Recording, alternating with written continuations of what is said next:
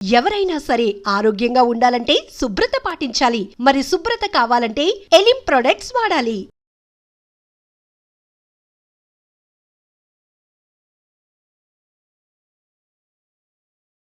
నమస్కారం, welcome to I dream. ధర్మ మార్గం విత్ విజిత కార్యక్రమానికి స్వాగతం.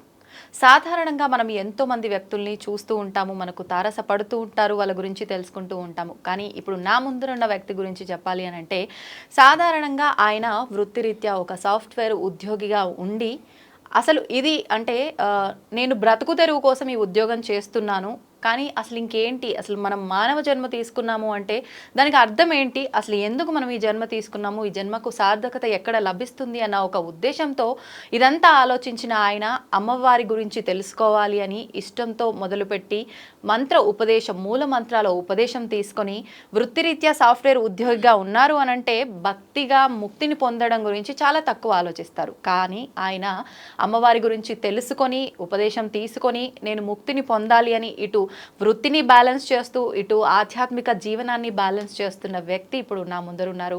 ఆయన శ్రీ విద్యా గ్రంథ రచయిత పసుమర్తి వెంకట దుర్గా సుబ్రహ్మణ్యం గారు. ఇప్పుడు వారితో మాట్లాడి లలిత సహస్రనామాల గురించి కానివ్వండి, శ్రీ విద్య గురించి కానివ్వండి, వారు స్వతహాగా ఒక 4 పుస్తకాలు కూడా రాయటం జరిగింది. అసలు ఆ పుస్తకాల్లో ఏమున్నాయి, రాయాల్సిన సందర్భాలు ఎందుకు వచ్చాయి, ఇవన్నీ కూడా ఆయనతో మాట్లాడి తెలుసుకునే ప్రయత్నం చేద్దాం. నమస్కారం అండి.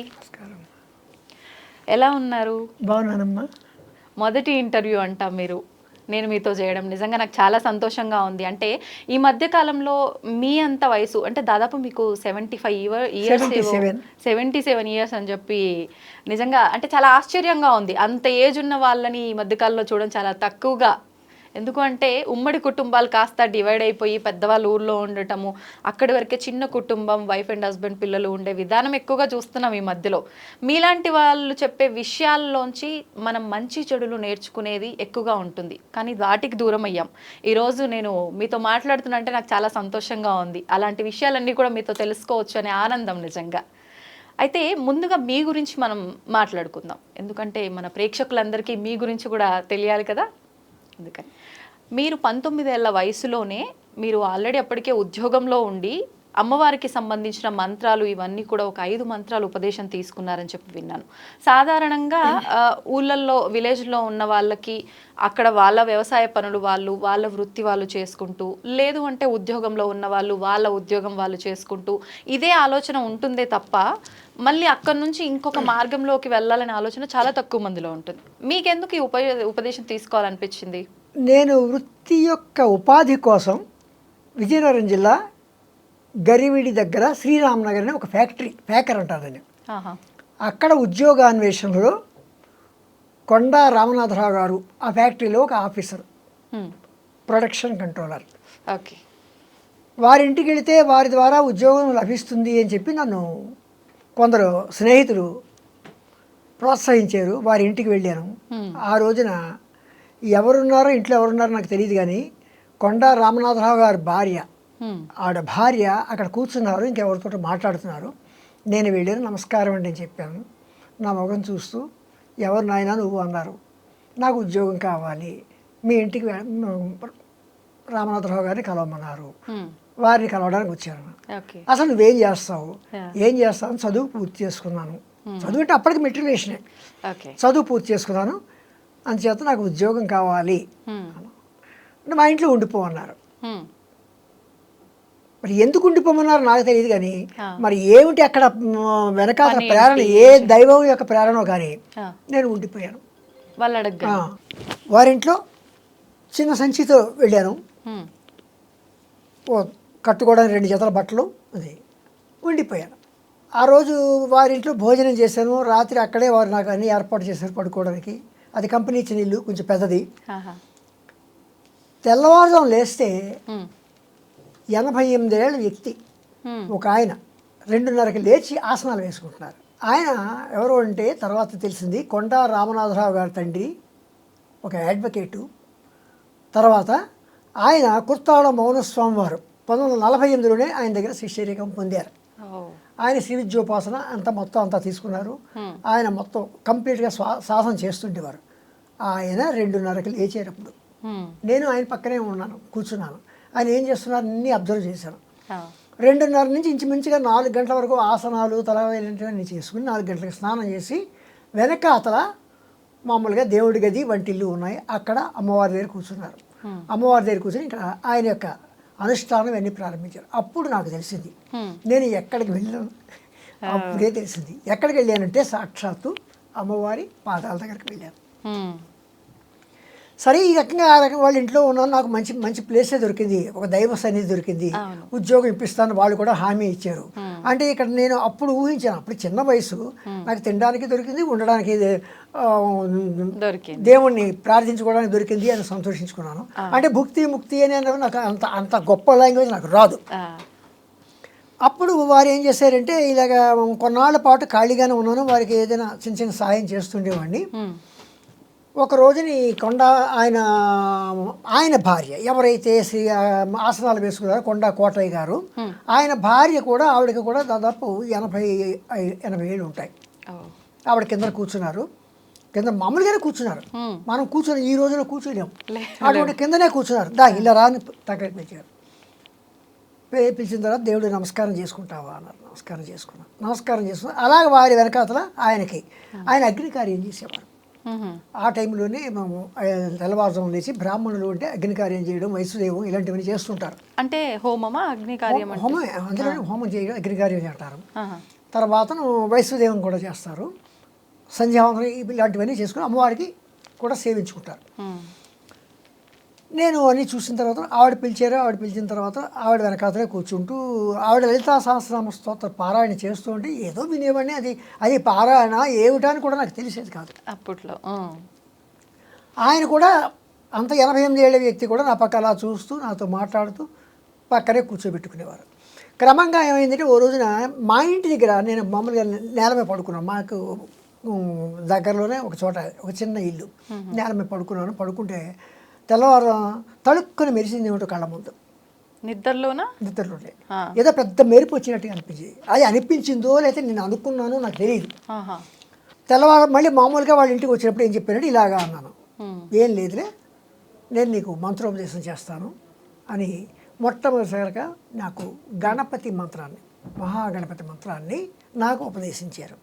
అది రాసిచ్చారు, ఉపదేశించారు. వారికి ఉపదేశించే హక్కు ఉంది, అర్హత ఉంది కనుక నాకు ఆ గణపతి మంత్రాన్ని ఉపదేశించారు. ఇది జాగ్రత్తగా చేసుకో, ఇది కొంచెం ఒక వారం రోజులు చేసుకున్న తర్వాత నీకు బాలా త్రిపుర సుందర మంత్రాన్ని చెప్తాను అలా. ఆ రకంగా వారింట్లో గణపతి, బాలా త్రిపుర సుందరి, శక్తి పంచాక్షరి, చివరిసారిగా పంచదేశి, ఈ 4 మంత్రాలు నాకు ఉపదేశం ఇచ్చారు వారే. అదే సమయంలో ఆయన కొడుకు కొండ రామనాథరావు గారు అని చెప్పి ఉద్యోగం కోసం వెళ్ళారు కదా, ఆయన ఫ్యాక్టరీలో ఇంటర్వ్యూకి తీసుకెళ్లారు. ఉపదేశం అయిపోయిన తర్వాత ఉపదేశం ఇది మామూలే, ఇది జరుగుతుంది. తీసుకెళ్ళారు. అక్కడ ఆయన ఏం చేశారంటే మామూలుగా ఇంటర్వ్యూ జరిగింది. ఆ ఇంటర్వ్యూలో కూడా కొంచెం నాకు తెలిసిన ఆ వయసుకు తెలిసిన రకంగానే నేను ఆన్సర్ చేశాను. వాళ్ళకి నచ్చింది, నాకు ఉద్యోగం ఇచ్చారు. అంటే అక్కడ భుక్తి, ఇక్కడ వీరి దగ్గర ముక్తి, నాకు 2 కూడా సమకూరే కనుక అలా కొన్నాళ్ళు ఉన్నాను. అప్పటికి వారు ఏం చేశారంటే IBM వారి కొన్ని మిషన్స్, అంటే ఆ రోజు పంచికార్డ్ డేటా ప్రాసెసింగ్ అంటారు, అది అకౌంటింగ్ పర్పస్ ఆ కంపెనీ తెచ్చుకుంది అద్దెకి. అవి రెంట్కి తెచ్చుకుంటారు. ఆ రోజుల్లో IBM రెంట్కి ఇచ్చేది హైర్ బేసిస్ మీద.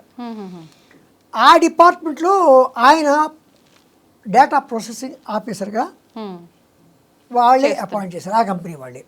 ఆయన నన్ను ఏం చేశారంటే క్లార్క్గా నన్ను తీసుకున్నారు ఆ డిపార్ట్మెంట్లోకి. ఆ తర్వాత ఏమైందంటే నేనే అప్పటికి కలకత్తా IBM తోటి కొంచెం చిన్న పరిచయం ఏర్పడింది. ఆ ట్రైనింగ్ అయితే బాగుంటుందని చెప్పి unit record machine operator course, ఈ రోజు దాన్ని ప్రోగ్రామరు అంటారు. కంట్రోల్ ప్యానల్ వైరింగు, డిఫరెంట్ రిపోర్ట్స్కి వైరింగ్ చేయడం, ఇలాంటివన్నీ కంట్రోల్ ప్యానల్ వైరింగ్ ఉండే ఆ రోజు. ఆ రకంగా నేను ఆయన ద్వారా ఆ కంపెనీ స్పాన్సర్షిప్ మీద కలకత్తాలో 1972లో నేను IBM వారి దగ్గర ట్రైనింగ్ అయ్యాను. అది నా సాఫ్ట్వేర్ యొక్క అంటే ఈ కొండ రామనాథరావు గారు నాకు సాఫ్ట్వేర్ ఫీల్డ్లోకి అడుగు పెట్టించారు. ఆయనే నాకు ఈ కంట్రోల్ ప్యానల్ వైరింగ్ ఇవన్నీ కూడా శ్రద్ధగా అక్కడ ట్రైనింగ్ అయ్యింది. అప్పుడు నాకు ఏమైందంటే అనుకోకుండా నేషనల్ ఇన్స్టిట్యూట్ ఆఫ్ ఓషనోగ్రఫీ గోవాలో ఈ వర్క్ తోటి నాకు అక్కడ ఇంటర్వ్యూ వచ్చింది. అప్పటికి నేను మెటిలేషన్ అయినప్పటికీ నాకు ఉద్యోగం. ఎంతమంది 75 మంది దాదాపు ఇండియా నుంచి అందరూ ఇంటర్వ్యూకి వచ్చారు. కేరళ నుంచి ఒకతను, ఆంధ్రప్రదేశ్ నుంచి నేను, గోవాలో ఒక అబ్బాయిని, మొత్తం 3 అబ్బాయిలు తీసుకున్నారు. మేము 3 అలా కంటిన్యూ దాదాపు 4 సంవత్సరాలు వర్క్ చేశాను అక్కడ. అది సెంట్రల్ గవర్నమెంట్. కానీ సాఫ్ట్వేర్ ఫీల్డ్లో ఇంకా డెవలప్ అవ్వాలని చెప్పి నేను మెడ్రాస్ వచ్చేసాను. ఓకే. సాఫ్ట్వేర్ సర్వీసెస్లో, క్యామియో సాఫ్ట్వేర్ సర్వీసెస్లో అక్కడ డేటా ఎంట్రీ, అప్పటికి డేటా ఎంట్రీ సిస్టమ్ వచ్చేసింది, పీసీలు కూడా వచ్చాయి. అప్పుడు నేను అక్కడ డేటా ఎంట్రీ ఆపరేటర్గా చేరాను. చేరినప్పుడు ఏమైందంటే జైపూర్ షుగర్ కంపెనీ వారి యొక్క హెడ్ ఆఫీస్ అక్కడ ఉంది. వారి ఫ్యాక్టరీ ఎక్కడ ఉందంటే వెస్ట్ గోదావరిలో ఉంది. వాళ్ళకి ఏమైంది, డేటా ఎంట్రీ ఆపరేటర్ కావాల్సి వచ్చారు. పీసీల మీద డేటా ఎంట్రీ ఆపరేటర్ నన్ను తీసుకున్నారు. నేను ఇక్కడికి వస్తే నేను ఒక్కడే కనుక నాకు అప్పటికే దాదాపు ఇంచుమించుగా 15 years ఎక్స్పీరియన్స్ ఉండడం చేత అన్నాను ఆ డిపార్ట్మెంట్కి. మన హెడ్ ఆఫ్ ది డిపార్ట్మెంట్ కావచ్చు, ప్యూన్ కావచ్చు, క్లార్క్ కావచ్చు, అన్నీ ఆ హోల్ అండ్ సోల్ నన్నే చేశారు. నన్నే చేసి నాకు తెలుసున్న పరిచయంతో ఈ కొండా రామనాథరావు గారు తీసుకున్న శిక్షణతోటి ఆ డిపార్ట్మెంట్ డెవలప్ చేసి 10 మంది స్టాఫ్ మెంబర్స్ వచ్చే స్థితికి నేను డెవలప్ చేసి ప్రోగ్రామింగ్ కూడా నా అంతటి నేను ఆ కంపెనీకి వచ్చిన ప్రోగ్రామర్స్ ద్వారా నేను ప్రోగ్రామింగ్ పికప్ చేశాను. అది నాకు ప్రోగ్రామింగ్ కంప్యూటర్లో అప్పట్లో D-Base 3+ ప్రోగ్రామింగ్. ఆ తర్వాత D-Base 3+ నుంచి PLSQL, D2K, తర్వాత SQL server, .NET, SQL server, C# అని ఈ లెవెల్ వరకు నేను సాఫ్ట్వేర్ ఇంజనీర్గా ఎదుగుతూ వచ్చాను. ఓకే. ఓకే. 2017లో నాకు స్మార్ట్ ఫోన్ చేతికి వచ్చింది. అప్పుడే కొనుక్కున్నాను, అంతవరకు కొనుక్కోలేదు. స్మార్ట్ ఫోన్ కొనుక్కున్నాను కనుక కొంచెం మంచి విషయాలు చెప్పాలి అని చెప్పి ఏం చేశానంటే లలితా సహస్రనామ పుస్తకం తీసి ఒక్కొక్క నామానికి నేను చిన్న చిన్న సంక్షిప్తార్థాలతోటి కొంచెం కొంచెం ప్రిపేర్ చేసి అందరికీ పంపిస్తూ క్రమంగా దాని వ్యాఖ్యానం కింద రాసుకుంటూ వచ్చాను. ఓకే. అంటే ఎందుకు వచ్చింది మీకు ఆలోచన? మంచి విషయాలు అందరికీ చెప్పాలి, వాట్సాప్లో మెసేజ్లు పంపించాలి, రకరకాల మెసేజ్లు వస్తుండేవి. నేను ఒక మంచి పని చేయాలని చెప్పి లలితా సహస్రం రోజు ఒక 2 నామాలకి నాకు అప్పటికే కథలు రాయడం, డ్రామాలు రాయడం, పద్యాలు రాయడం కొండా కోటయ్య గారి ద్వారా నేర్చుకున్నాను, ఎవరైతే మంత్రాలు నేర్పారు. అలాగే కథలు రాయడం, డ్రామాలు రాయడం నాకు మొదటి నుంచి అలవాటు. రాస్తూ ఉండేవారు ఎప్పుడు రాస్తే ఎటువంటి కథలు? ఎటువంటి కథలు అంటే అవి ఎన్ని పాపం జానకి, సరోజోపాఖ్యానం, ఊహాహర్ణ్యం. అంటే ఇవి దేని నుంచి బేస్ చేసుకొని రాసేవారు? ఇవి దేని నుంచి అంటే నేను ఊహించుకుంటూ ఆంధ్రప్రభకి, ఆంధ్రపత్రికకి వాటికి పంపిస్తుండేవాడిని. నేను ఊహించుకుని రాసేవాడిని, ఒక సంఘటన ఊహించుకుని, ఒక జీవితాన్ని ఊహించుకుని రాస్తుండేవాడిని. ఓకే. ఓకే. అలాగే డ్రామా రాజా పురుషోత్తమ, ఆ డ్రామాలో నేను పద్యం రాస్తే మా గురువు గారు నాకు పద్యాలు కరెక్ట్ చేసేవారు. రాజా పురుషోత్తమ, అలెగ్జాండర్కి, పురుషోత్తముడికి, ఇలాగ నేనేమైందంటే ఆ రచన నాకు ఆ రచనా వ్యాసంగంలో కొంచెం చెయ్యి తిరిగి ఉండడం చేత ఈ నామాల మీద కొంచెం పట్టు వచ్చిన చేత ఎలా రాయాలో, ఏ పద్ధతిలో రాయాలో అంటే వ్యాసాలు రాయడం, ఉపోద్ఘాతం ఎలా రాయాలి, దాన్ని ఎలా ముగించాలి, ఎలాగ మనం అందరికీ చెప్పాలి అనే ఒక ఐడియా మీద నేను చేశానంటే లలితా సహస్రనామ స్తోత్రం రాసుకుంటూ వచ్చాను. ఇప్పుడు అంటే ఆల్రెడీ నామాలు, స్తోత్రాలు ఇవన్నీ కూడా ఉన్నాయి. అంటే మీరు రాసిన ప్రత్యేకత ఏంటి? దాంట్లో ప్రత్యేకించి మీరు ఎలా రాశారు? ప్రత్యేకత అంటే నేను అప్పటికే తెలుసుకున్నది ఏంటంటే లలితా సహస్రం వసిన్యాది వాగ్దేవతలచే వసిని, కామేశ్వరి, మోదిని, విమల, అరుణ, జయిని, సర్వేశ్వరి అనేవాళ్ళు వీళ్ళు వసిన్యాది వాగ్దేవతలు. అమ్మవారు వీళ్ళని పిలిచి నామాలు రాయించుకుంది. అంటే అమ్మవారిని చూసి వర్ణించిన వాళ్ళ, రాసిన వాళ్ళ? వాళ్ళే రాశారు. ఓకే. అంటే వీళ్ళెవరు? అమ్మవారి యొక్క అంశ. శ్రీచక్రాన్ని మనం తీసుకుంటే శ్రీచక్రంలో 7వ ఆవరణ ఖడ్గమాల ప్రకారం సర్వరోగహార చక్రం అంటారు.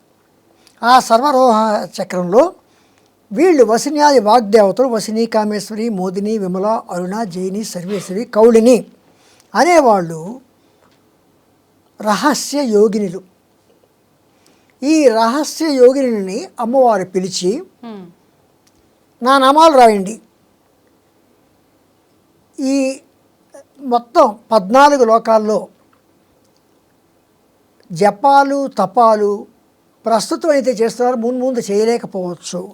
రాను జనజీవనం ఎలా ఉంటుందంటే అంతా కంప్లీట్గా త్వరితగతిని ముందుకు వెళ్ళిపోవాలి. ఎక్కడ భోజనం చేయడం, అక్కడ ఉద్యోగానికి పారిపోవడం, ఇలాగ ఉంటుంది. ఉరుకులు పరుగులు జీవితం గడపవలసి వస్తుంది. ఇలాంటి గడప వస్తున్నప్పుడు రాను రాను కలియుగం లో ఇవన్నీ మరిచిపోయే పరిస్థితి వస్తుంది. కనీసం నా నామాలని స్మరణ చేస్తే చాలు, వారికి ముక్తి లభిస్తుంది. తర్వాత నా నామాలు నాకు చాలా ఇష్టము. ఎవరైతే వీటిని నామాలతో నన్ను స్తుతిస్తారో దానివల్ల నేను చాలా సంతోషపడి వారికి ముక్తిని ప్రసాదించుతాను అని చెప్పి అమ్మవారు ఏం చేసిందంటే, ఈ 14 లోకాల్లోని అందరికీ కోసం కూడా ఆవిడ తన నామాలు రాయమని తన అంశలోని, అంటే తనలోనే ఒక చక్రం ఉంది, సర్వరోగహర చక్రం, అంటే 7వ ఆవరణ. ఆ 7వ ఆవరణలోని ఈ 8 మందిని పిలిచి అడిగింది. వాళ్ళు వాగ్దేవతలు. ఆ నుంచి క్ష వరకు ఉన్న అక్షరాలకు వాళ్ళే దేవతలు, వాళ్ళే ముఖ్య దేవతలు.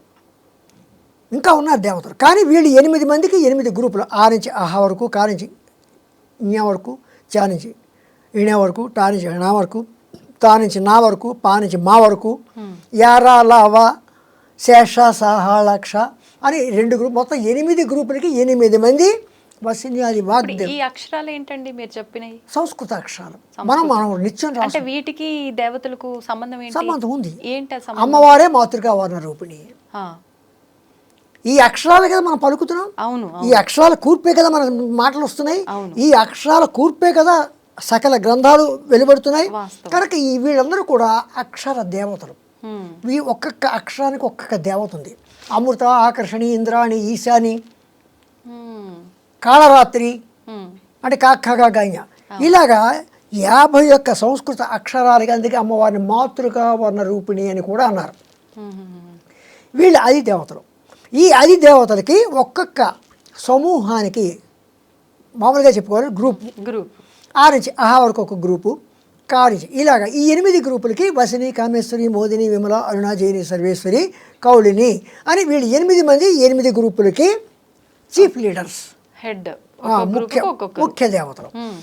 ఇంకా చెప్పాలంటే వసిని, కామేశ్వరి, మోదిని అంటే మన కంఠంలోను, పెదవుల్లోను, దంతాల్లోను, అంగుళ్ళలోను, నాలుక మీద మాట బయటకు వచ్చే విధానం, తర్వాత లోపల పలికే విధానం, బయటకు వచ్చే విధానం, ఇలాగ ఈ 8 మందికి కూడా వీళ్ళే. అంటే మనం పలికే శబ్దాలన్నీ కూడా వసిన్యాది వాగ్దేవతల యొక్క అనుగ్రహం ఉంటే బాగా మాట్లాడతాం, లేకపోతే అడ్డమైన మాటలతోటి దూషిస్తూ ఉంటాం. ఇప్పుడు మొత్తానికే మాటలు రాని వాళ్ళకి వీళ్ళ అనుగ్రహం లేదని, అనుగ్రహం లేదు. అనుగ్రహం లేకపోబట్టి వాళ్ళకి మాట కూడా మాట్లాడలేకపోతారు. ఆ రకంగా అందుచేతను మాటలు అనుగ్రహం ఉంటేనే మంచి మాటలు వస్తాయి. అనుగ్రహం లేకపోతే రకరకాల మాటలు ఏవేవో వస్తుంటాయి. అలా అన్నమాట. అలాగా అటువంటి వాగ్దేవతలను పిలిచి అమ్మవారు ఏం చేసిందంటే, నా చక్రం గురించి, నా తత్వం గురించి మీకు బాగా తెలుసు కనుక మీరు నా నామాలు రాయండి అన్నారు అమ్మవారు. చెప్పి అమ్మవారు ఏం చేసిందంటే వాళ్ళ చేత నామాలు వ్రాయించింది. అంటే ఇది లోక కళ్యాణం, ఒక రకంగా లోక కళ్యాణార్థము. అంటే ఇప్పుడు మనం యాగాలు, హోమాలు ఇవన్నీ ఎలా చేస్తామో, అమ్మవారే లోక కళ్యాణం కోసము తన నామాలు రాయించుకుంది. ఎందుకు రాయించుకుంది? తనని ఎంత పొగిడితే, ఎందుకంటే ఆది పరాశక్తి, ఆవిడే మూలము. ఎలాగా? ఆది అంతము లేనిది. మొదటి నుంచి కలియుగం, సృష్టికి ముందు, సృష్టితోటి, సృష్టి తరువాత కూడా ఆవిడే ఉంది. కానీ సృష్టి స్థితి లయకారకులు అని చెప్పి త్రిమూర్తుల గురించి చెప్తారు. వాళ్ళకి ఆ కార్యక్రమాలు ఏర్పాటు చేసింది కూడా ఈవిడే. ఆది పరాశక్తి అంటే శక్తి మూలం. శక్తే మూలం. ఇప్పుడు శక్తి అంటే మనమైతే లలిత అమ్మవారిగా అంటే స్త్రీ దేవతగా మాట్లాడుకుంటున్నాం, కానీ శక్తికి మగ ఆడ అనేది ఉంటుందంటారా? శివశక్తి ఐక్యం ఉన్నారు కదా, ఎవరు? సాక్షాత్ పరమేశ్వరుడు. అక్కడ ప్రేరణ ఉంది, ప్రేరణ పొందేవాళ్ళు ఉన్నారు, ఇద్దరు ఉన్నారు. శివశక్తి ఐక్యము. శివునికి కూడా అమ్మవారే శివజ్ఞాన ప్రదాయిని. అలాగే శివ స్వాధీన వల్లభ, ఆయన దగ్గర ఆయన్ని స్వాధీనం చేసుకునేది కూడా ఆవిడే. అంటే ఇప్పుడు సాధారణంగా వాడుక భాషలో పెద్దవాళ్ళు చెప్తూ ఉంటారు, శివుడాజ్ఞ లేనిదే చీమైనా కుట్టదు. అంటే ఈయనకు ఆజ్ఞిచ్చే ఆవిడ అమ్మవారా? ఓకే, ఈయన మనకు ఆజ్ఞనిస్తే ఆయనకు ఆజ్ఞనిచ్చేది వీరిద్దరూ ఒకరినొకరు వీరు అంటే ఆవిడ ప్రత్యేకించి ఏమి లేరు. అందుకే అర్ధనారీశ్వర స్వరూపము. మీరు అలా అడిగారు కనుక ఈ నేను తయారు చేసిన ఫోటో మీకు తెలియజేస్తున్నాను. ఓ, ఇది మీరే తయారు చేశారా? అర్ధనారీశ్వర పరమాత్మ 14 లోకాలు సర్వం శివ శక్తైక్యం. శివశక్తి ఐక్యము. ఓ, అంటే అందుకే అంటారు కదా, పార్వతీ పరమేశ్వరులో ఉన్నారు మీరు, మీకు నమస్కారం చేస్తున్నాను అంటారు. అంటే పార్వతీ పరమేశ్వరు అందుకనే కదా పెళ్ళి అయ్యేటప్పుడు ఒక అమ్మాయి ఏం చేస్తుంది, గౌరీ పూజ చేస్తుంది. అమ్మవారు లోక కళ్యాణం కోసం, ఈ రోజుల్లో లోక కళ్యాణం కోసం యాగాలు యజ్ఞాలు హోమాలు ఎలాగైతే చేస్తుంటామో అమ్మవారు ఈ స్ఫూర్తిని ఆనాడే ఇచ్చింది. ఎలా చేసింది? తన కోసం రాబోయే తరాల్లో, రాబోయే కాలాల్లో, రాబోయే యుగాల్లో హోమాలు యజ్ఞాలు యాగాలు అందరూ చేయలేరు, రాను రాను ఉరుకులు పరుకుల జీవితాలు గడపవలసి వస్తుంది. అటువంటిప్పుడు సూక్ష్మంలో మోక్షం కలిగించాలని చెప్పి తన నామాలను అమ్మవారు రాయమని చెప్పింది. ఎందుకు చెప్పింది? తనే సప్తకోటి మంత్రాధినేత. ఎన్ని మంత్రాలు, మొత్తం మంత్రాలన్నిటి కూడా తానే సప్తకోటి మంత్రాధినేత. సప్తకోటి అంటే 7 కోట్ల మంత్రాలకి ఆవిడే అధినేత. అన్నున్నాయా మనకు మంత్రాలు? ఆ 7 కోట్ల మంత్రాలని మళ్ళీ వసినీ మంత్రాలు, కామేశ్వరి మంత్రాలు, మోదిని మంత్రాలు, విమలా మంత్రాలు, అరుణ మంత్రాలు, జైనీ మంత్రాలు, సర్వేశ్వరి మంత్రాలు అని మళ్ళీ 8 గ్రూపులుగా 8 సమూహాలుగా ఆ మంత్రాలని అమ్మవారే. అంటే వసిని అంటే కొన్ని మంత్రాలు వశం కోసం, పరిస్థితులు వశం చేసుకోవడం కోసం, కామేశ్వరి కోరికలు తీర్చుకోవడం కోసం, మోదిని ఆమోదించడం కోసం, ఇలాగా ఈ సప్తకోటి మంత్రాలని 8 సమూహాలుగా చేసి ఈ వసిని, కామేశ్వరి, మోదిని, విమల, అరుణ, జైని, సర్వేశ్వరి, కౌళిని అనే ఈ 8 వాగ్దేవతల చేత అటువంటి మంత్రాధినేతలైనటువంటి వాళ్ళు వీళ్ళు. అటువంటి సప్తకోటి మంత్రాధినేత అయిన అమ్మవారు ఏం చేసిందంటే తన మీద నామాలు రాయమంది. అంటే ఏ మంత్రం తీసుకున్నా, ఏ నామం తీసుకున్నా ఒక మంత్రం ఉచ్చరించినట్లే. ఒక్కొక్క మంత్రంలోనూ కూడా ఒక్కొక్క నామంలో కూడా నామ మంత్రము అవుతుంది. ఒక నామం చెప్తే ప్రతి నామం ఒక్కొక్క నామ మంత్రం అవుతుంది. ఎందుకని? అక్కడ రాసిన వాళ్ళు ఎవరు? వసిని, కామేశ్వరి వాగ్దేవతలు రాశారు. అందుకని అంత అది అని ఏమంటామంటే అంత శక్తివంతమైనవి మంత్రాలు రాయమని చెప్పింది కనుక ఈ వసిన్యాదులు అమ్మవారు చెప్పినట్టుగా రాశారు. ఇప్పుడు అంటే ఆవిడ అంశగా ఈ వసిన్యాది వాగ్దేవతలని ఆమె అంటే క్రియేట్ చేసి ఒక రకంగా సృష్టించి వీళ్ళతో రాపించింది. వీళ్ళతోటే రాపించడానికి వెనకాల కూడా ఏదైనా ఆంతర్యం ఉందా? ఉంది. ఏంటండి? వీళ్ళెవరు? సర్వరోగహర చక్రంలో వీళ్ళెవరంటే రహస్య యోగినులు. వీళ్ళు వాగ్దేవతలు. అంటే రహస్యంగా ఉన్న వాళ్ళన? రహస్యం అంటే రహస్య యోగినులు. రహస్య యోగినులు వీళ్ళు ఎందుకన్నామంటే వీళ్ళ భావాలు, వీళ్ళని మనం అనేక రకమైన భావాలు తీసుకోవచ్చు. మనకి తెలియని భావాలు ఎన్నో అందులోంచి వస్తాయి. అంటే అక్షరాల్లో కూడా, అమ్మవారి నామాల్లో కూడా అనేకమైన భావాలు వస్తాయి. ఒక నామం తీసుకుని శ్రీమాత్రే నమః అన్నాం, ఆ మంత్రం వెనకది ఎన్నో భావాలు ఉంటాయి. ఇప్పుడు ఈ శ్రీమాత్రే నమః ఒక్క మంత్రం కనుక చేసుకుంటే లలిత సహస్రనామాలు మొత్తం చేసిన ఫలితం ఉంటుందా? ప్రతిదానికి మనం షార్ట్ కట్లు ఊహించుకుంటూ కూర్చుంటే ఇంకా జీవితమే షార్ట్ కట్ అయిపోతుంది. అది తప్పు. అది తప్పనిసరి పరిస్థితుల్లో మనం షార్ట్ కట్ ఉపయోగించుకోవాలి తప్ప ప్రతిదానికి షార్ట్ కట్ తీసుకుని అలా అయితే ఇంకా అక్కర్లే.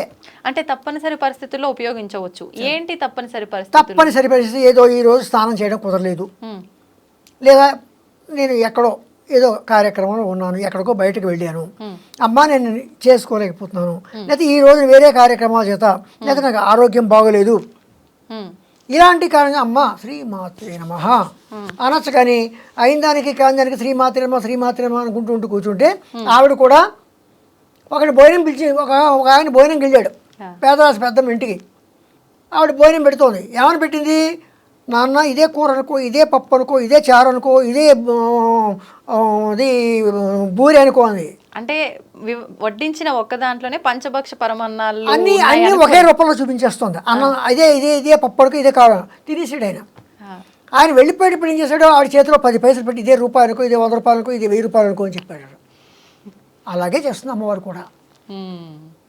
అంటే ఫలితం మనం ఎలా చేస్తాం, ఫలితం అదనమాట. యద్భావం తద్భవతి. ఓకే.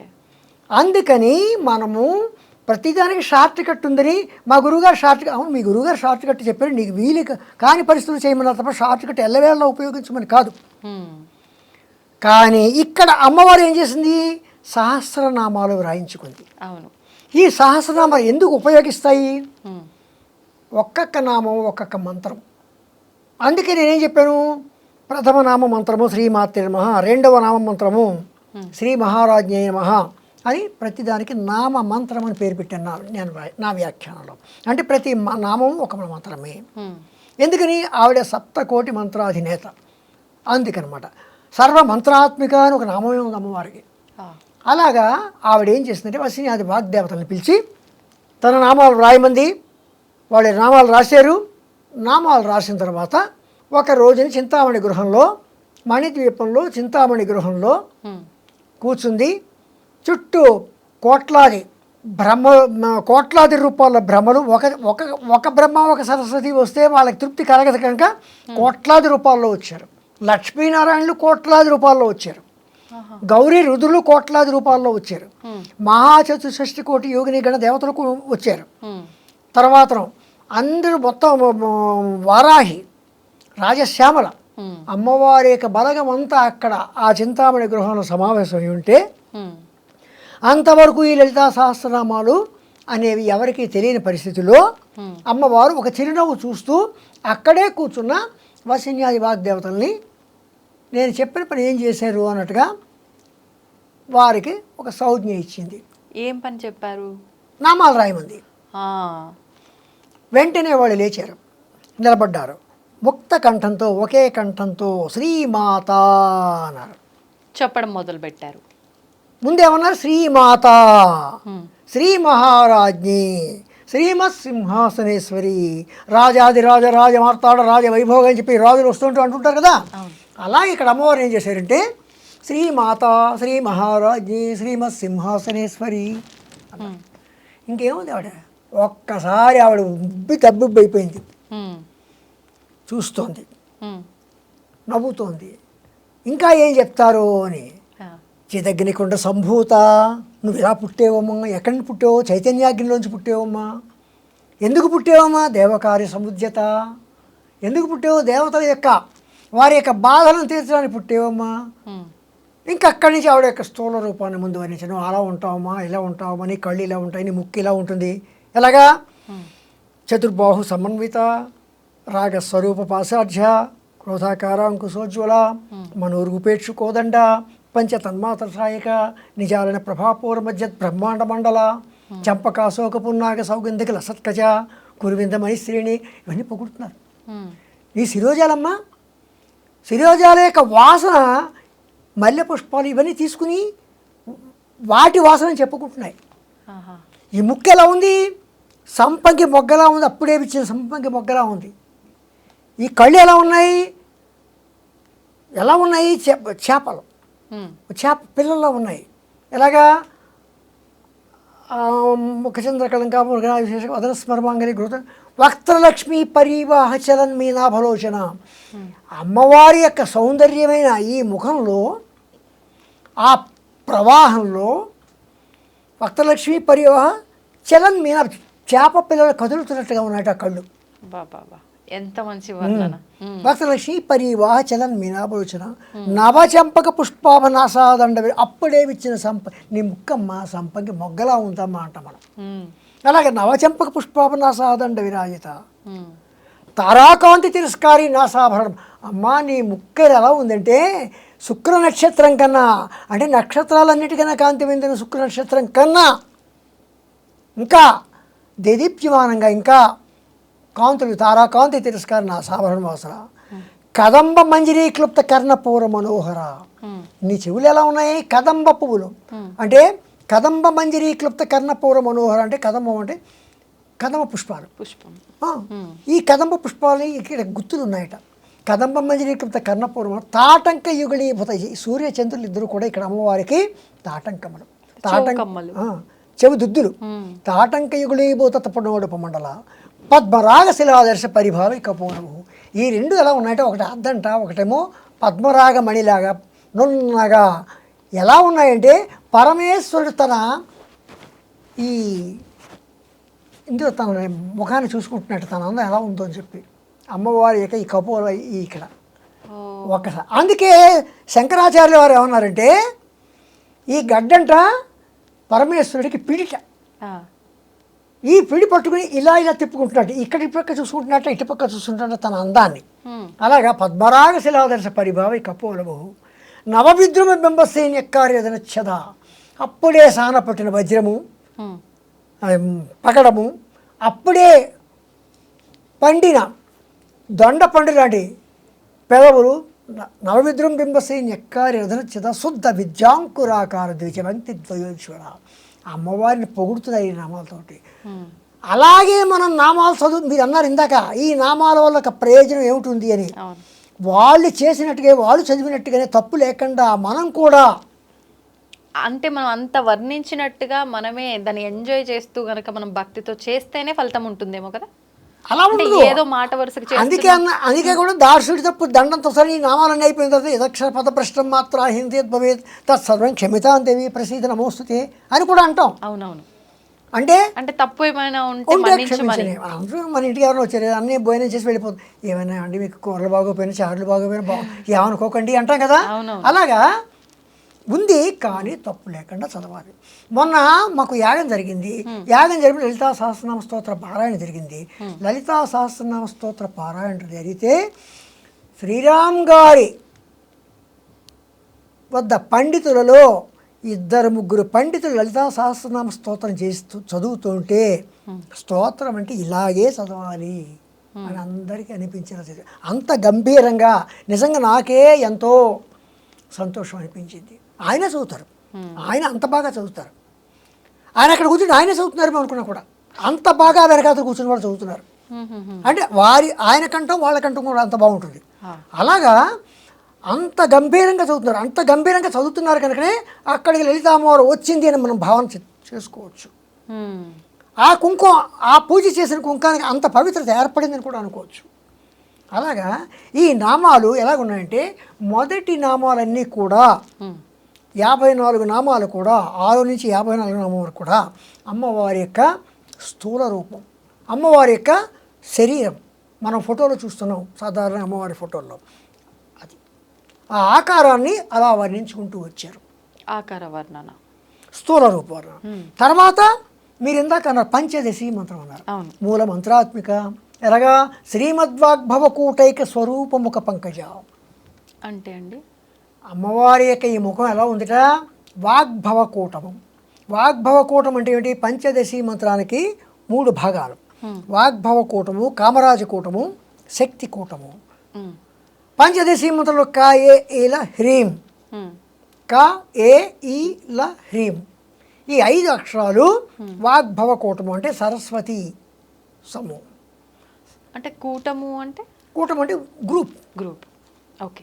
వాగ్భవకూటం శ్రీమద్వాగ్భవకూటైక స్వరూపముఖ పంకజ. అమ్మవారి ముఖం ఎలాంటిదంటే వాగ్భవకూటం అంటే అక్కడి నుంచే మనకి జ్ఞానం.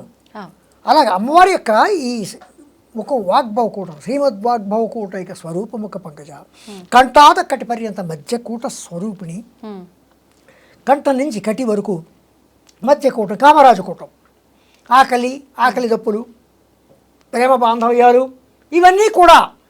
అందుకని ఇది కామరాజకూటం, ఇది శక్తికూటం. ఇది శక్తికూటం ఎందుకైంది, ఇంత మొత్తం శరీరాన్ని కూడా మోసేది. అంతేకాదు మనం నేను నడిచానంటే మరి అమ్మవారి యొక్క శక్తికూటం నాకు లభించినట్లే కదా. 1317 కిలోమీటర్లు నడిచానంటే ఈ మామూలు విషయం శక్తికూటం. అలాగా అమ్మవారి యొక్క క ఏ ఈల హ్రీం, హసక హల హ్రీం, సకల హ్రీం, ఇవి 3 కూడా వాగ్భవకూటము, కామరాజకూటము, శక్తి కూటము. ఇది మూల మంత్రం. శ్రీ విద్య యొక్క మూల మంత్రం యొక్క మంత్ర స్వరూపిణి అమ్మవారు. అమ్మవారి యొక్క సూక్ష్మ శరీరము శ్రీ విద్యా మంత్రమైన పంచదశి మంత్రము అని ఇక్కడ భావన. ఓకే. శ్రీమద్వాగ్భవకూటైక స్వరూపముఖ పంకజ కంఠాదకటి పర్యంత మధ్యకూట స్వరూపిణి శక్తి కూటైకతాపన్న కక్షతో భాగధారిణి మూల మంత్రాత్మిక మూలకూటత్రయ కళేబర. ఇదంతా పంచదశి మంత్ర వర్ణన. అంటే వసిన్యాది వాగ్దేవత ఎంత చక్కగా వస్తున్నారు. ముందు అమ్మవారిని పొగిడారు, అమ్మవారి స్థూల రూపాన్ని వర్ణించారు, అమ్మవారి యొక్క సూక్ష్మ, ఇలాగ ఇవన్నీని ఈ నామాల్ని ఇందాక మనం ఎక్కడికను ఈ నామాలకి మీరు భాష్యం రాయాలి అని ఎందుకు అడిగారు కదా, దానికి ఇంత చెప్పాల్సి వచ్చింది.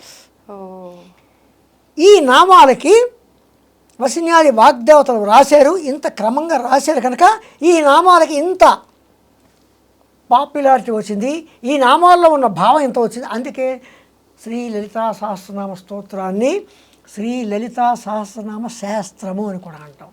శాస్త్రము అని కూడా చెప్పచ్చు. ఎందుకంటే సకల శాస్త్ర సర్వ మంత్ర ఎలాగనంటే ఛందస్సార శాస్త్రసార మంత్రసార తలోదరి అనే అమ్మవారిని ఛందస్సార శాస్త్రసార అని కూడా అన్నాం అమ్మవారిని. అమ్మవారికి ఆ నామాలు ఉన్నాయి. అలాగా ఈ నామాలన్నీ కూడా రాయబడ్డాయి కనుక ఇలాంటి నామాలు వసిన్యాది వాగ్దేవతలు రాస్తే అమ్మవారు ఏం చేస్తుందంటే నామాలు మాత్రమే కాదు ఈ నామాలకు ఒక భాష్యం రాయాలి అని ఏం భాష్యము అంటే భాష్యం వివరణ వ్యాఖ్యానము నరేషన్ అని కూడా మనం ఆ భాష్యం రాయాలని చెప్పి అమ్మవారు ఏం చేసిందంటే భాస్కర్ రాయల వారిని ఒక ఆయన పూర్ణ దీక్షాపరుడు, ఆయన శంకరాచార్యుల వారి తర్వాత శంకరాచార్యుల వారితో సమానమే ఆయన కూడా. అంతటి మహాత్ముడికి ఈ కార్యక్రమాన్ని అప్పచెప్పింది భాష్యం రాయటం. కానీ ఇక్కడ ఇంకో విచిత్రం ఉంది, చెప్పమంటే చెప్తాను. చెప్పండి. ఎలాగంటే సాక్షాత్ శంకరాచార్యుల వారే లలితా సహస్రనామ స్తోత్రానికి భాష్యం రాయాలి అని అనుకున్నారు. అనుకుని తన శిష్యుల్ని ఈ గ్రంథం తీసుకురండి, లలితా సహస్రనామ స్తోత్రం వసిన్యాది వాగ్దేవతలు రాసింది, తీసుకురండి అన్నారు. అంటే శిష్యులు వెళ్ళే దొరకలేదు, ఎక్కడ దొరకలేదు. ఒక అమ్మాయి వచ్చింది, చిన్న అమ్మాయి ఇచ్చింది ఆయనకి, మాట ఆడకుండా తెచ్చేసి వెళ్ళిపోయింది. ఆయనకి ఎవరికి శంకరాచార్యుల వారికి ఇచ్చి వెళ్ళిపోయింది. ఆయన చూసే కాదు, అదేమిటిది విష్ణు సహస్రనామ స్తోత్రం. అవునా? అప్పుడు మళ్ళీ ఈ అమ్మాయి ఇది కాదమ్మా, ఈ లలితా సహస్రనామ స్తోత్రం కాదమ్మా అని అమ్మాయిని పంపించేశారు. మళ్ళీ వెళ్ళి పంపించారు. మళ్ళీ ఆ అమ్మాయి వచ్చింది, మళ్ళీ ఇంకో పుస్తకం వచ్చింది, అది విష్ణు సహస్రనామం. మళ్ళీ ఎందుకని మళ్ళీ విష్ణు సహస్రనామం? అదే ఆయన కూడా దివ్య దృష్టితో ఆలోచించారు. అప్పుడు ఆలోచిస్తే ఈ పని నీది కాదు. అంటే తీసుకొచ్చిన అమ్మాయిది కాదా, రాయాల్సిన రాయాల్సింది ఈయన కాదు. ఆ తెచ్చిన అమ్మాయి ఎవరో బాలా త్రిపుర సుందరి. ఓ, అంటే అమ్మవారే అంటే అక్కడ ఆదేశిస్తుంది, ఈ పని నీది కాదు, ఇవి రాయాలి నువ్వు అని శంకరాచార్యులు ఆదేశించడం ఆయన దివ్య దృష్టిలో చూశారు. అమ్మా నన్ను ఈ పని వద్దంటే అలాగా, నేను రాసే తీరుతాను అని సౌందర్యలహరి రాశారు ఆయన. సౌందర్యలహరి లలితా సహస్రనామ స్తోత్రంలో 1000 నామాల యొక్క స్థారాన్ని 100 శ్లోకాల్లో ఆయన పెట్టేశారు అక్కడ. సౌందర్యలహరి అంటే ఈ నామాలకి రాయడానికి తర్వాత కాలంలో భాస్కర్ రాయల వారు వస్తారు అని చెప్పి ఆయన భాష్యం రాశారు. మీరు నన్ను అడిగారు మీరు ఎందుకు రాశారు. ఇప్పుడు నేను చెప్తున్నా, అందరూ రాస్తున్నారు, నేను రాస్తున్నాను. అందరూ కథలు రాస్తున్నారు, నేను కథ రాశాను. అందరూ నవలు రాశాను, నేను నవలు రాశాను. అలాగే అందరూ రాస్తున్నట్టుగా నా భావంతో నేను రాసుకున్నాను. కానీ ఎంతమంది రాసిన ఈ వ్యాఖ్యానం అంతా ఎక్కడిది? భాస్కర్ రాయల వారు రాసిన వ్యాఖ్యానం మాత్రమే మాతృక. మీకు అర్థమైందమ్మా? ఆ రకంగా లలితా సహస్రనామ స్తోత్రానికి భాష్యం భాస్కర్ రాయల వారు రాస్తే చాలామంది రాసుకుంటూ వచ్చారు భాష్యాలు.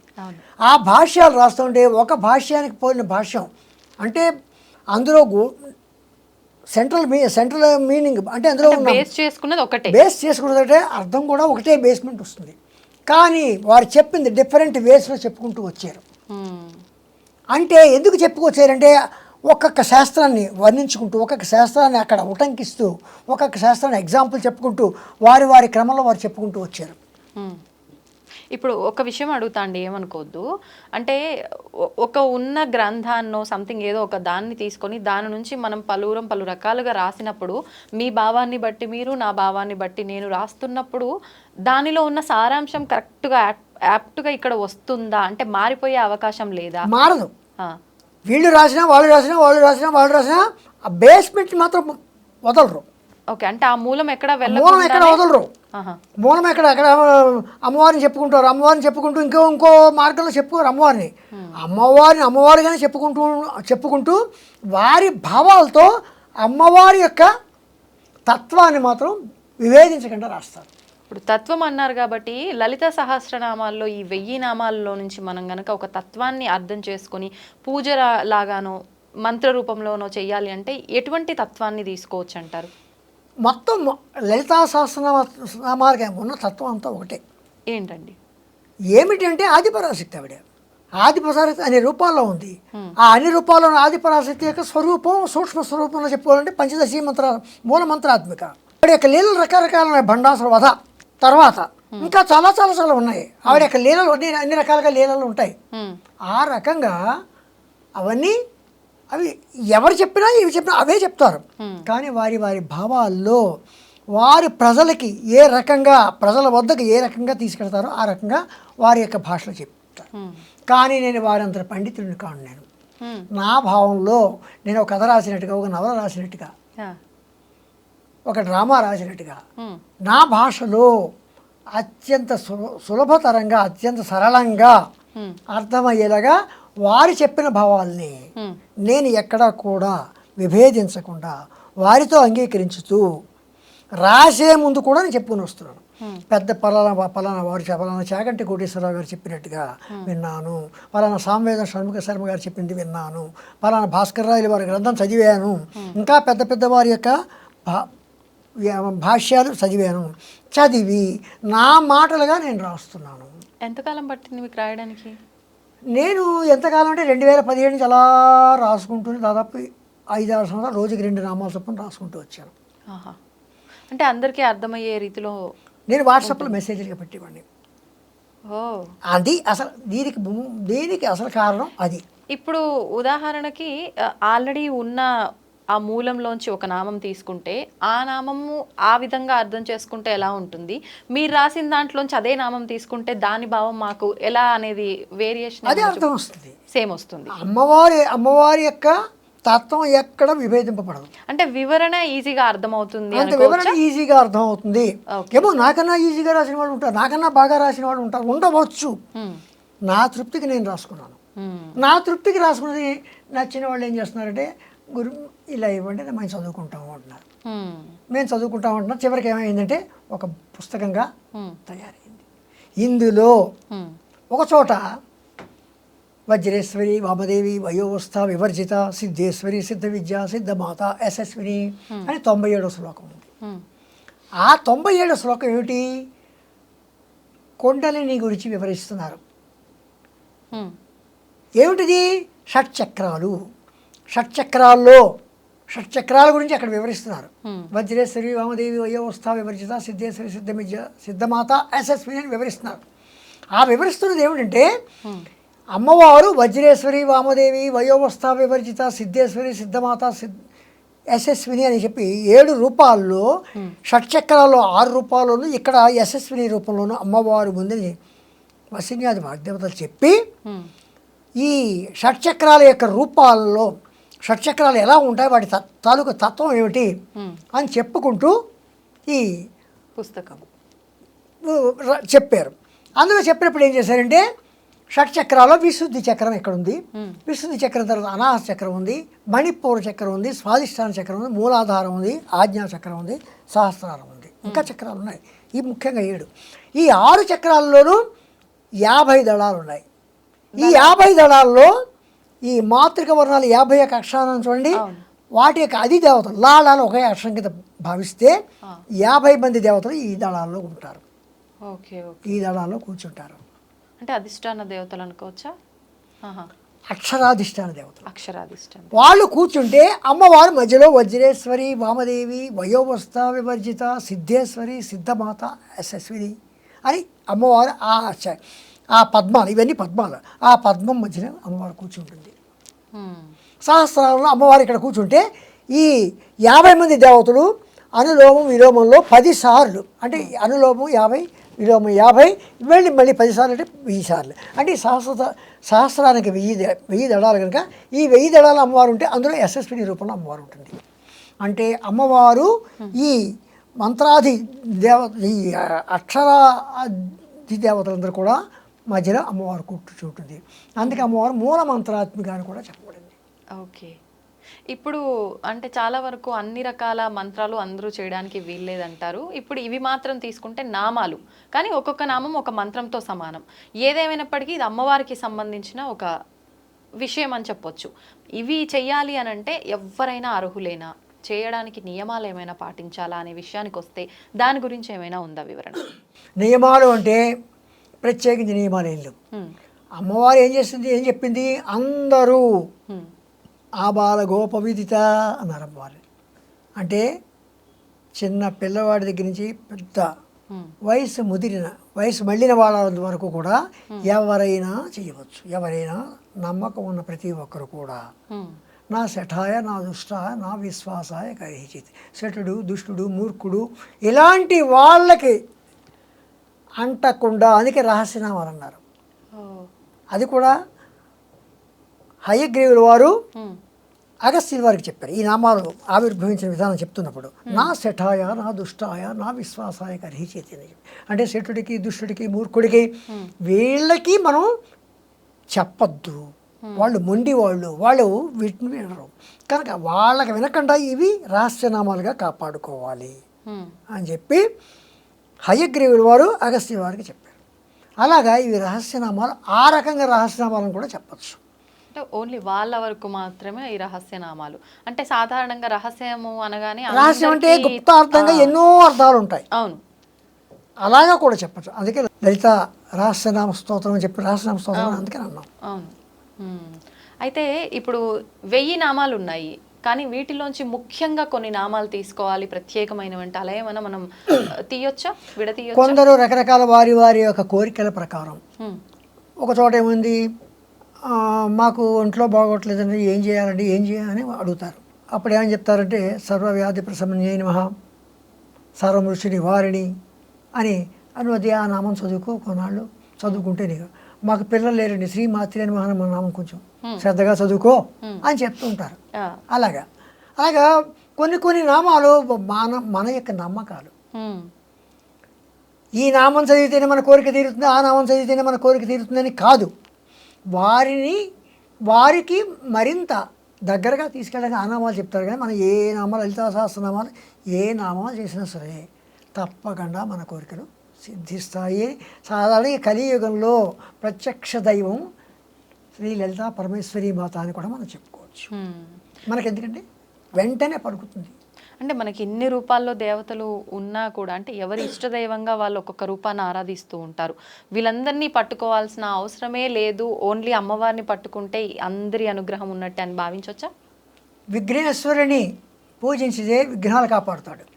సరస్వతీదేవిని పూజిస్తే విద్య వస్తుంది. లక్ష్మీదేవిని పూజిస్తే అష్టైశ్వర్యాలు వస్తాయి. ఈవిని పూజిస్తే ఇవన్నీ వస్తాయి. ఓకే, అన్నీ వస్తాయి, అందరి అనుగ్రహం ఆవిడ ద్వారానే లభిస్తుంది అనుకోవచ్చు, అంతే అంటారా? లేదు, మేము అసలు లలిత అమ్మవారి ఆరాధనే ఇప్పటివరకు చేయలేదు, అసలు నామాల గురించి మాకు తెలీదు, కానీ వివిధ రూపాల్లో వివిధ దేవతల ఆరాధన చేస్తున్నాము, మరి వాళ్ళందరికీ పైన, అంటే మన వాడుక భాషలో చెప్పాలంటే వీళ్ళందరికీ హెడ్గా ఆవిడ ఉన్నప్పుడు వీళ్ళని ఆరాధించిన ఆమె అనుగ్రహం మా పైన ఉంటుందా అనే వాళ్ళకి? ఆవిడ సర్వదేవతా స్వరూపుడి. అక్కడ ఆవిడకి ఆ భేదం లేదు. మనకు ఉంది భేదం. మనలోనే హిందూ మతంలోనే రకరకాల మతాలు ఉన్నాయి, ఉండొచ్చు, కానీ ఆవిడకి ఆ భేదం లేదు. అంచేతను ఆవిడ భాషారూప. ఏ భాషకైనా, ఏ భావానికైనా, ఏ మతానికైనా, అంటే ఏంటి, మన హైందవ మతం గురించి చెప్తాం. ఏ మతమైనా సరే అన్నింటికి కూడా ఆవిడ. అంటే అప్పట్లో వివరించిన విధానాల్లోనే ఏ కులమైన ఏ మతమైనా అని వివరించారు, కానీ పురాణాలు శాస్త్రాల ప్రకారంగా తీసుకుంటే కులాలు అనే భాష భావనే ఎక్కడా లేదు అని చెప్పి ఇప్పుడు చెప్తూ ఉంటారు కదా, మరి అప్పుడు అలా ఉద్దేశించి ఎందుకు చెప్పారంటారు? అక్కడ కులాలు అనేవి ఆ రోజుల్లో చెప్పినవి ఏంటంటే వృత్తుల ప్రకారం చెప్పారు వృత్తుల ప్రకారం ఒకటి. రెండోది ఏంటంటే బ్రహ్మస్వరూపులు, బ్రహ్మణ యొక్క పరమాత్మ యొక్క ముఖంలోంచి పుట్టిన వాళ్ళు బ్రాహ్మణులు, భుజాల్లో నుంచి పుట్టిన వాళ్ళు క్షత్రియులు, ఊరువుల్లోంచి పుట్టిన వాళ్ళు వైశ్యులు, పాదాల్లోంచి పుట్టిన వాళ్ళు శూద్రులు అని చెప్పారు. అది కావచ్చు, కానీ వృత్తిరీత్యా మాత్రమే కులము. ఓకే. తర్వాత వృత్తిరీత్యా అని చెప్పి చెప్పుకుంటూ వచ్చారు. తర్వాత ఇవేమైందంటే తరతరాలు మారుతుంటే మన చదువులు, మన వృత్తులు వేరేగా వస్తున్నాయి కనుక అవును అంచేత మనకి ఇప్పుడు ఈ కులాలు అనేవి ఇదే. కులం అంటే ఏం లేదు, ఒక సమూహం.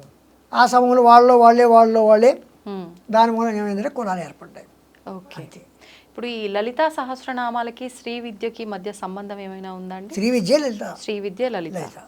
కానీ లలిత అమ్మవారు ఈ విధానము ఇదంతా కూడా మనం మాట్లాడుకునే దాన్ని బట్టి ఇదంతా సాత్వికంగా మనం ఆచరించే విధానం. శ్రీ విద్య అనగానే తంత్రము అనే రకంగా మాట్లాడుతూ ఉంటారు కదా, అదంతా అదేమిటంటే శ్రీ విద్య అనేసరికల్లా అనుష్ఠానపరంగా మంత్రానుష్ఠానపరంగా మనం అమ్మవారిని సేవించే విధానాన్ని శ్రీ విద్య అంటాం. దానికి సులభంగా ఇప్పుడు ఖడ్గమాల ఉంది, ఖడ్గమాల చదువుతున్నాం. ఖడ్గమాలలో 9 ఆవరణల గురించి చెప్పారు. ఇది ఎవరైనా చదవచ్చు. కానీ దీనికి నవావరణార్చన వేరేగా ఉంది. నవావరణార్చన ఎందుకు చేస్తున్నాం?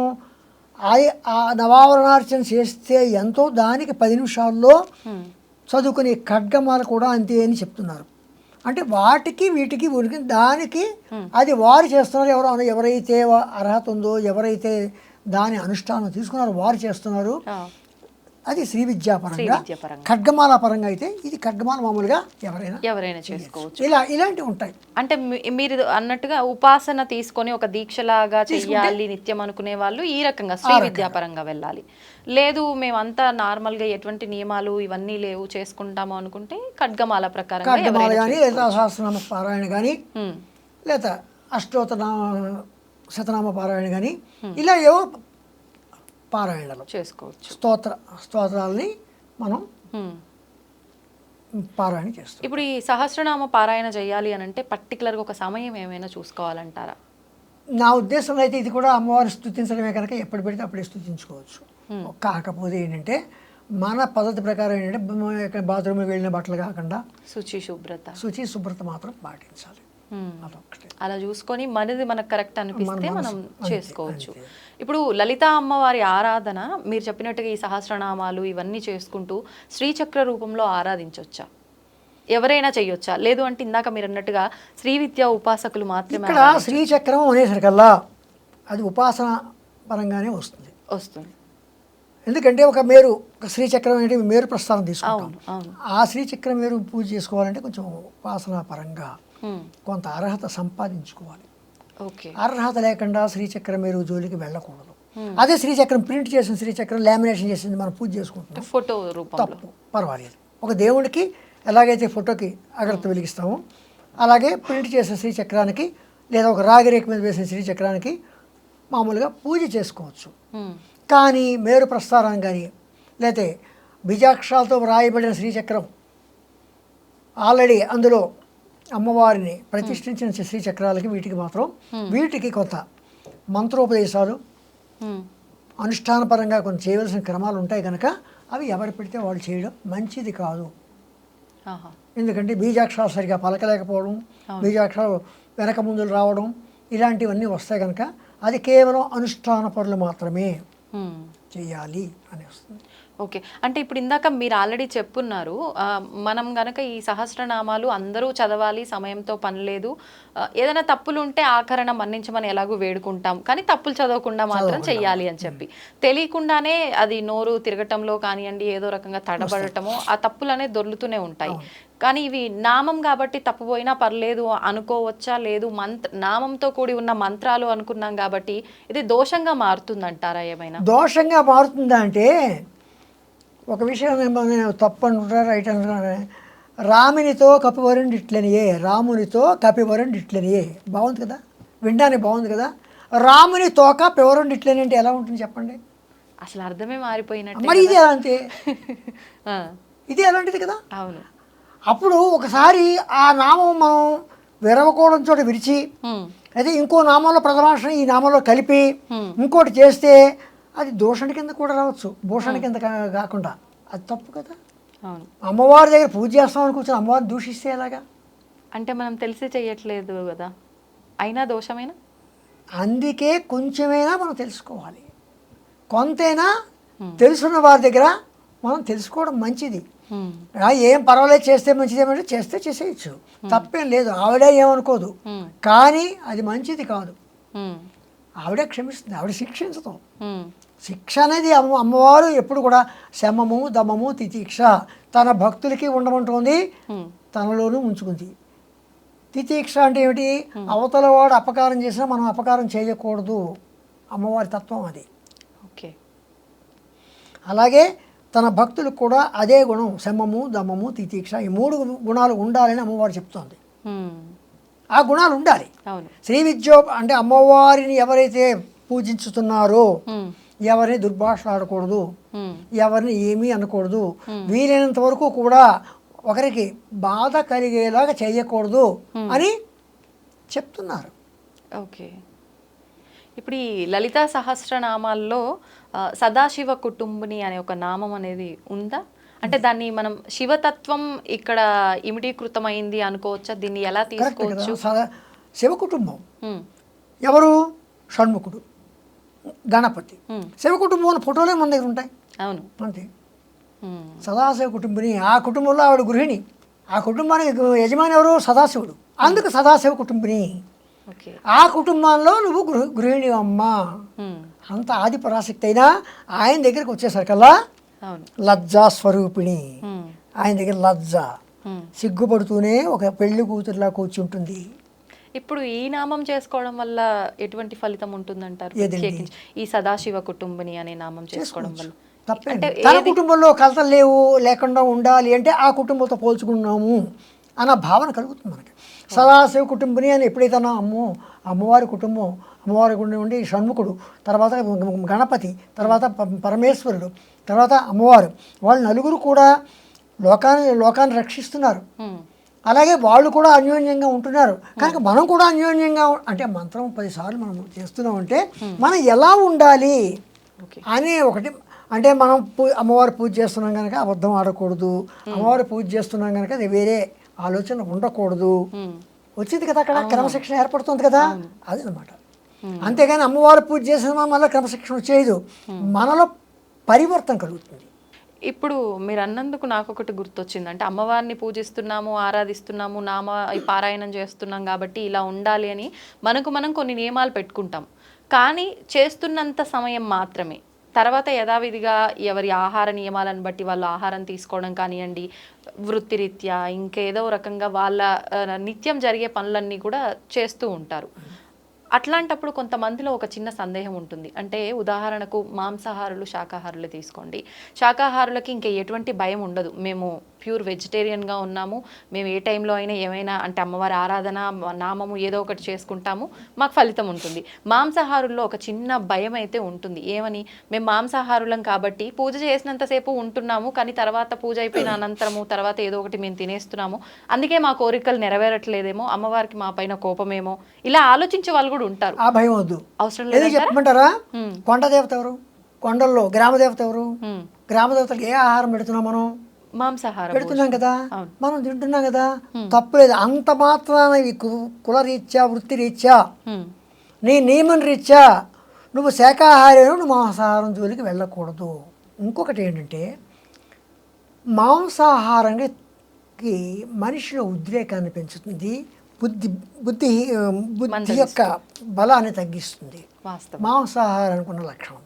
శాకాహారానికి ఉన్న లక్షణం ఏంటంటే మనిషిలోనూ మాట్లాడే మాటలో కానీ అన్నింటిలోనూ తర్వాత ప్రవర్తనలో కూడా ఒక చక్కని ప్రవర్తన. అందుకోసం మాంసాహారులు శాకాహారులు ఉన్నారు తప్ప శాకాహారం తినడం మాత్రాన్ని అమ్మవారు రక్షిస్తుంది, మాంసాహారం శిక్షిస్తుంది అని ఏం లేదు. ఎందుకంటే కొండల్లోనూ కోనల్లోనూ ఆ దేవతలను, అందుకని అమ్మవారు కౌలాచార సాంప్రదాయం కూడా ఉంది అమ్మవారికి. అవునా? ఉంది కదా. అంటే ఇలా ఎన్ని సాంప్రదాయాల్లో అమ్మవారి ఆరాధన ఉంది? కౌలాచారం వామాచారం దక్షిణాచారం రెండూ ఉన్నాయి. అంటే ఈ రెండు ఆచారం ఎవరు ఏ ఆచారం సాధించినా చేసిన అమ్మవారినే. అంటే ఎవరు ఏ ఆచారాన్నైనా తీసుకోవచ్చు, ఆ ఆచారంలో కరెక్ట్గా ఉండడం కరెక్టా లేకపోతే బ్రాహ్మణులు వెళ్ళి కౌలాచారం తీసుకుంటే ఎలా కుదురుతుంది? ఆహా. శాకాహారి వెళ్ళి కౌలాచారం తీసుకుంటే ఎలా కుదురుతుంది? వాడు మాంసం దినాలు ఉంది కౌలాచారం తీసుకుంటాడా? తప్పు కదా. వాడి వృత్తి పుట్టింది బ్రాహ్మణ కులం కదా. బ్రాహ్మణ కులంలో ఉన్నవాడు కౌలాచారం వెళ్ళి నేను కళ్ళు తాగుతాను, అమ్మవారికి కళ్ళు పడుతున్నాక నేను కళ్ళు తాగుతాను, అమ్మవారికి మాంసం పెడుతున్నాక మాంసం తింటానంటే వృత్తి మన యొక్క జన్మ ఏ జన్మ కనుక అది కుదరదు. Okay okay. అలాగే కొన్ని మంత్రోపదేశాలు తీసుకున్నాడు. మంత్రోపదేశం తీసుకున్న వాళ్ళు ముఖ్యంగా మాంసాహారం స్వీకరించకూడదు. అవునా? స్వీకరించకూడదు. అది ముందే గురువు గారు చెప్తారు మంత్రోపదేశం చెప్పేటప్పుడే. ఆ మంత్రాలు వేరేగా ఉన్నాయి. పరమంత్ర విభేదిని అన్నారు అమ్మవారిని. పరమంత్ర విభేదిని అంటే సప్తకోటి మంత్రాలు కాకుండా అన్య మంత్రాలు వేరేగా ఉన్నాయి కొన్ని. అటువంటి మంత్రాలు అమ్మవారు విభేదించింది. అలాగే ఆ మంత్రం గల వాళ్ళు అమ్మవారు విభేదిస్తుంది. పరమంత్ర విభేదిని అంటే ఆ మంత్రాలను విభేదిస్తుంది, వాళ్ళని కూడా విభేదిస్తుంది. ఓకే.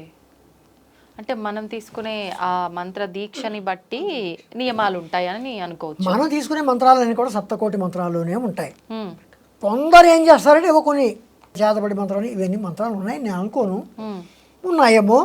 ఒకవేళ ఉంటే అలాంటి మంత్రాలు కానీ ఉంటే నిజంగా వాటి మీద ప్రభావం చూపిస్తున్నది అంటే అమ్మవారు పరమంత్ర విభేదిని.